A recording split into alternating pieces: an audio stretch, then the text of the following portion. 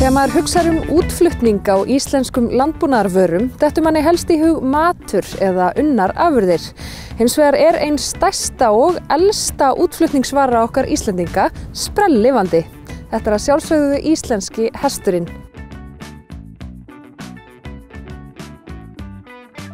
Útflutningur á íslenska hestinum hófst 1850 og þá voru að fara eingöngu námu og vinnuhestar og það stóð yfir í heila öld og síðan hófst þessi kynning á hestinu sem reiðhesti. Það tíðkaðist bara ekki þá að hann var notaður bara til vinnu þannig að síðan var sú breyting á. Hvert var verið að flytja hestinn sem námu og vinnuhesta? Það var bæði til Þýskalands og Bretlands og Póllands til dæmis. Það var nú bara á 2 ára tímabili sem fóru þangað 1600 hross ríflega og síðan þegar kynningin á hestinum þá hófst hún í raun og veru í Þýskalandi þegar við fórum að kynna hann sem reiðhest og þannig byrjar svolítið boltinn að rúlla og fyrstu 7-8 árin þá fer þetta nú rólega af stað og það fara mest 16 hross eitt árið og síðan hefur þetta bara verið eitt stórt ævintýri og vafið upp á sig og hann náttúrulega bara frábær sendiherra út allan heim í dag. Já. Hvert umfang þessa í dag? Í dag eru tæp 1400 hross flutt út á ári, sem 2015. Að mig minni 1360 hross. Fóru nú mest í ríflega 2800. En þetta hefur verið þokast heldur upp á því núna seinustu 3 árin. Og hverjir eru það sem að kaupa þessi hross? Þetta bændur? Þetta einhverjir auðkýfingar út í heimi? Þetta bara alls konar fólk? Já, ekki allir auðkýfingar sem búin að eignast íslenska hesti? Það eru svo ríkir. Nei, þetta bara alls konar fólk. Já, það eru bara allir sem kynnast hestinum og verða hrifnir á honum, elska hann. Þannig að það engin stéttaskipting í þessu, sem betur fer.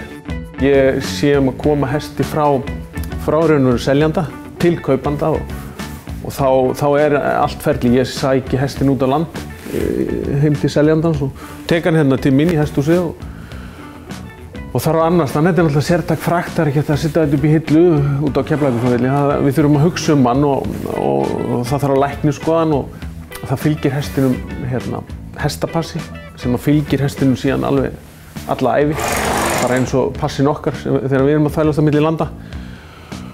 Og hesturinn fer hér í gegnum 2-falda læknisskoðun þar sem öll auðkenni á hestinum eru fyllt út, þar að segja blesur og stjörnur og leistar og sokkar og hvítir hóar og þetta er allt merkt og síðan náttúrulega lesið á hann. Allir hestar þurfa að vera örmerktir. Síðan kemur Matvælastofnun og gengur í skuggum það að þetta sé hesturinn og auðkennin stemmi og allt saman og heimilar útflutningin og þeir fylgja hestinum síðan eru mætt út á flugvöll og sjá til þess að allur aðbúnaður og sé í lagi og heimila útflutningin og síðan tekur við úti að þá er annar dýralæknir sem tekur við og heimilar innflutning á hestinum og þar eru greidd á honum gjöld og það er eiginlega hægt að tvískipta þessu. Eitt útflutningur og síðan tekum við innflutningur hinum megin við hafið. Þannig að það ekkert hægt að svindla á þessu. Þetta bara þessi hestur og engin annar hestur. Hann svo vel merktur. Já, það bara svoleiðis. Og hann síðan merktur þannig að það klippt í feldina á honum í vinstri hlið. Hann fær ákveðin útflutningsnúmer og síðan settur á hann múll og þar skrifað þetta númer líka og svo þetta númer fært í öll gögnin. Það í hestapassan og það á reikningnum og það í læknisvottorðinu þannig að það fer ekkert á milli mála þegar hesturinn komin út að viðkomandi að fá þennan hest og engan annan. En það nota bene mjög mikil breyting á þessu frá því sem áður var fyrir tíma örmerkingan og svona. Þetta mjög nákvæmara allt saman. Hvaða lönd eru það sem helst að kaupa íslenska hesti? Já, í dag það Þýskaland stærsta og raun og veru hefur Þýskaland verið stærsta markaðslandið okkar nánast allar götur frá upphafi, sérstaklega hvað var það reiðhestinn, fyrir utan 10 ára tímabil frá 98 til 2008 þegar Svíþjóð var stærst. En já, Þýskaland stærst. Af hverju eru Þjóðverjar svona hrifnir af íslenska hestinum? Ég held að það hafi kannski bara verið hafa byrjað á kynnan þar. Gunnar Bjarnason heitinn hrossaveiðaráðunautur sem var náttúrulega frábær sendiherra. Hafði ofur trú á þessum hesti okkar og seldi fólki þessa hugmynd að hér væri frábær valkostur að fara að elska þennan góða hest okkar. Og þeir bitu heldur betur á vagninn? Já, heldur betur. Og það svo mikil hestahefð í Þýskalandi og mikil hefð fyrir íslenska hestinum, þannig að þá gerði þetta svo miklu auðveldara. Útbreiðslan og vinnan var svo markviss í upphafi þarna. En hvað þetta með íslenska hestin? Hann bara langbestur? Já, það er bara svoleiðis. Já, hann náttúrulega hefur eitthvað sem fólk hrífst af. Fyrir það fyrsta hann náttúrulega gríðarlega fjölhæfur. Þetta náttúrulega eina hestakynið í heiminum sem hefur 5 gangtegundir. Hann ekki bara mátulega stór. Og hann hentar bara einhvern veginn öllum í fjölskyldunni. Svo hann tiltölulega þægilegur í allri umgengni, svona miðað við önnur hestakyn. Hann svona, já, hann er þægilegur á heimili, eins og hægt að segja. Já. Það að selja hest til útlanda þýðir það að sá hestur á ekki afturkvæmt til landsins. Ekki svolítið tilfinningar í þessu stundum? Jú, það það. Sérstaklega náttúrulega fyrir menn sem hafa verið lengi með viðkomandi hest og maður sér bara sérstaklega þá sem eru kannski að keppa fyrir Íslandshönd á heimsmeistaramótum til dæmis og hafa verið lengi með sína hesta í þjálfun og bundist þeim tilfinningaböndum. Maður hefur séð bara grjótharða karlpunga orðið meira og farið að hágráta yfir því að skilja við hesti sinn. Þannig að ég þekki þetta alveg af félögum mínum. Þannig að það mikla tilfinningar í þessu. Á landsmóti hestamanna á Hólum í Hjaltadal hittum við hinn norska Stian Petersen sem margfaldur heimsmeistari á íslenska hestinum en hann hefur keypt marga íslenska hesta og flutt þá út til Noregs þar sem hann býr. Ég var eiginlega alin upp með íslenska hesta í Noregi. Ég held ég fór að bak áður en ég man eftir fyrst sko. En það var fyrst meira sem leiktæki reyndar og svo seinna var áhuginn svona 100%, svona kannski kringum 20 ár gamall. Og hvað svona merkilegt við íslenska hestin? Já, hann náttúrulega ekki mengaður sko, alltaf mikið af manneskjan ennþá.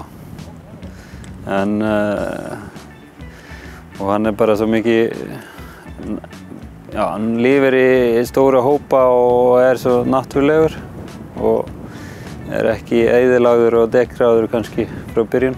Og hvað hefur íslenski hesturinn fært þér, finnst þér? Já, hann hefur fært mér mikið. Þetta allt, þetta bæði vinnan og sportið og áhuginn núna. Þannig að það nú metanlegt. Þú komst til Íslands til þess að mennta þig í hestafræðum. Segðu mér aðeins frá því hvernig það bar til.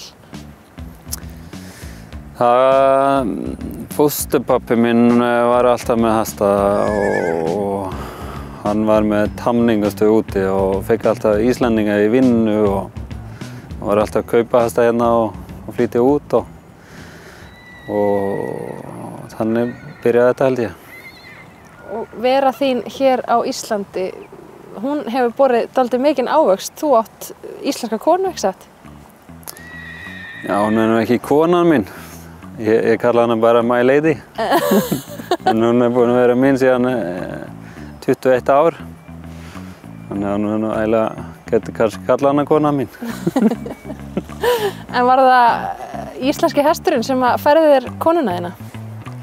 Já, það alveg pottþétt. Ég mætti hana hérna í skóla á Hólum og við erum búin að vera saman síðan.